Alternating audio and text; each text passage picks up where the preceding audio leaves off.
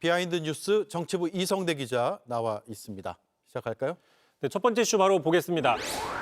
트럼프 탓은 못하고 지금 한미 협상 팩트시트가 발표된 이후에도 국민의힘에선 여전히 협상 결과가 미흡하다라고 비판을 하고 있죠. 그런데 특히 이재명 정권의 이 태생적인 문제 때문이다라는 지적도 계속 나오고 있습니다. 대표적인 게 바로 나경원 의원인데요. 자신의 페이스북에 우선 이번 한미 협상은 출발선부터 한국에 불리한 협상이었다라고 적었는데 이 분석은 대부분 동의하실 겁니다. 그런데 이 출발선부터 불리했던 이유가 다름 아닌 이재명 정부 탓이다라고 주장하고 있는 겁니다. 그래요. 이번 협상이 처음부터 불리했던 건 미국의 요구에 의해서 시작이 됐던 것이고 우리가 먼저 뭘 하자, 한미 FTA 깨자 이런 얘기를 한 적이 없잖아요. 그렇습니다. 말씀하신 것처럼 트럼프 정부가 출범하면서 생긴 말 그대로 미국발 리스크였던 것이죠. 그런데 이제 나경원 의원 같은 경우에는 이재명 정권의 친중 반미 스탠스와 또 정치 특검의 어떤 압수수색 같은 문제점 그리고 이재명 대통령의 범죄 리스크까지 겹치면서 우리나라 정부가 협상 테이블에 나갈 수 있는 신뢰와 영향력이 크게 훼손된 상태였다라고 주장을 하고 있는 겁니다. 다시 말해서 시작부터 불리했던 이유가 미국의 일방주의나 트럼프 정부 탓이 아니라 우리나라에 이재명 정부가 있었기 때문이다라는 지적인데 좀 과도한 지적이 아니냐라는 지적이 또 있습니다. 당장 같은 당의 양양자 최고위원도 정부에 대해서 비판할 건 비판하더라도 미국의 태도에 대해서도 꼬집은 게 있습니다. 직접 들어보시죠. 예.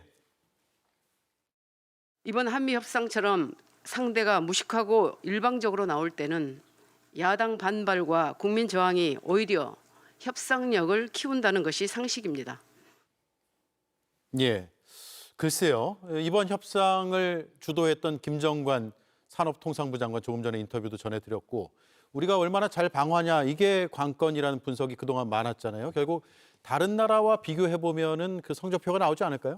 그렇습니다. 특히 그 트럼프 정부는 다시 한번 제대로 생각을 해보시면 우방국들한테도 처음부터 거칠게 관세를 높게 밀어붙였습니다. 따라서 동맹 관계라든지 개별 국가들의 국내 정치적인 상황이 협상의 변수가 되기는 어려웠다라는 분석이 있었고 대표적인 게 바로 일본의 사례입니다. 미국의 핵심적인 동맹국임에도 불구하고 일본, 우리나라가 일본보다 더 많은 양보를 얻어냈다는 평가들이 다름 아닌 외신에서도 나왔고요. 또 정부 입장도 아까 김정관 장관을 비롯해서 정부 입장도 동일합니다. 예. 직접 들어보겠습니다. 일본보다 불리하다. 객관적으로 한번 설명 좀 해주세요. 일본보다 어떻게 된 건지. 이 자리에서 일본보다 이렇게 비교하면 아마 또 국제적인 하여튼 저희들은 그보다 적어도 나쁘진 않습니다. 그런데 이제 다시 한번 나경원 의원의 주장대로면 보십시오. 이재명 정권이 아니라 일본이 친중 반미 스탠스도 아니고 또 일본의 정치 특검이 있는 것도 아니고 또 일본의 총리가 어떤 사법적인 리스크가 있는 것도 아님에도 불구하고 왜 협상 결과는 우리나라보다 좋지 않은 평가를 받는지에 대해서는 나경원 의원의 주장대로면 설명이 좀 안 되는 모습입니다. 예. 자, 다 떠나가지고 요약하면 국민의힘의 주장은 지금 정부가 아니었다면 더 잘 협상할 수 있었다 이런 주장인 거죠? 그 부분도 좀 따져봐야 되는 게요. 만약 이재명 정부가 아니었다면 바로 한덕수 권한대행이 관세 협상에 나설 가능성이 있었는데 저희가 전해드린 바가 있었죠. 이미 외신과의 인터뷰에서 미국에 맞서지 않겠다라고 얘기한 바가 있었습니다.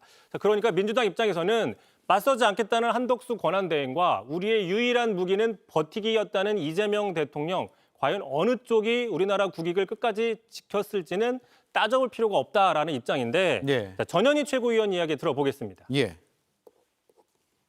국민과 재계 모두 찬사를 보낸 협상 결과를 두고 백지시터 운운하는 것은 놀부 심보와 다름없습니다. 국민의힘은 관세 협상을 자신의 대선 출마 제물로 바치려 했던 내란 총리 한덕수의 매국적 만행으로 협상 출발선을 불리하게 만든 책임 잊지 말기를 바랍니다. 예. 그리고 비상계엄으로 협상 자체가 늦게 시작된 측면도 있고요. 여러 가지 따져봐야 될 것 같습니다. 다음 이슈는요? 두 번째 이슈 보겠습니다. 딴지 거는 당대표. 지금 정청래 대표가 최근 여론 파악을 위해선 특정 게시판을 살펴봐야 된다고 주장을 했는데요. 바로 그 딴지일보가 만든 딴지 게시판입니다. 참고로 그 여권에서 영향력이 큰 김어준 씨의 딴지일보가 만든 곳인데 주로 강성 지지층이 모여 있는 곳으로 알려져 있습니다. 최근 초선을 상대로 한 강연에서도 같은 주장을 되풀이했는데 그 발언 다시 한번 들어보시죠. 딴지일보에 뭐 게시판에 글 쓴다고 그러는데 저는 10년 동안 1,500번 썼습니다. 평균 이틀에 한 번 우리 민주당 지지 성향으로 봤을 때 딴지일보가 가장 바로미터입니다.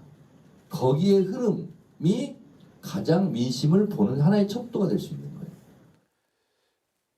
네, 정치인이 뭐 당심 또 민심, 특히 여당 대표이기 때문에 파악하는 것 자체는 뭐 늘상 할 수 있는 일이고 지금 뭐 여러 의견들이 나오는 이유는 종합적 판단을 해달라 이거 아니겠어요?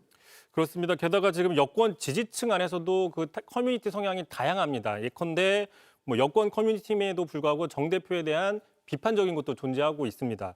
또 하나 이제 정치인의 특정 커뮤니티와 연계되는 게 과연 바람직하냐 뭐 이런 지적도 있는 것인데요. 자, 논란이 일자 이제 박수현 수석 대변인은 민주당에서는 당 대표가 개인적으로 개별적으로 의원들과 만나서 한 말을 공식적으로 논평하는 것은 부적절하다라고 일단 말을 아꼈습니다. 예, 알겠습니다. 여기까지 하죠. 잘 들었습니다. 이성대 기자였습니다. JTBC 뉴스를 시청해 주셔서 고맙습니다. 저희는 저녁 6시 30분 뉴스룸에서 뵙겠습니다.